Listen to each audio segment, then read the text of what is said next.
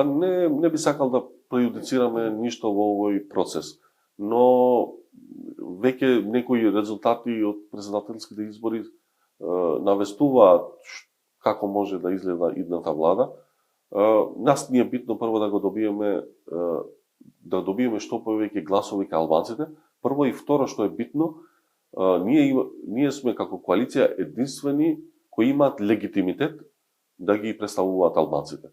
За жал ДУИ го напушти овој концепт. Они знаете дека имаат коалиција со други 8-9 политички партии, со другите етнички заедници. Тоа е сосема во ред, но тоа е веќе битка во делот на политичките партии што го прават ВМРО и СДСМ. Они така настапија. Рекоа дека не се во битка со нас, туку со ВМРО и со СДСМ.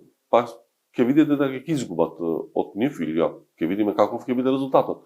Но што се однесува до правење нова влада, од 90-та година немало влада без албанци или легитимни представници на албанците.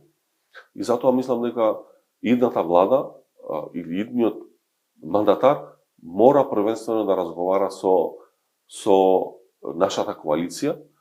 Ако ние не прифатиме, тогаш доаѓа во предвид бројките демократијата 61 пратеник, но пред се ние креиравме едно непишано правило дека навистина и заради стабилност во државата и заради се е добро во владата да има освен еден главен македонски политички актер или субјект и во албанскиот дел да има политичка партија која ќе ги представува албанците.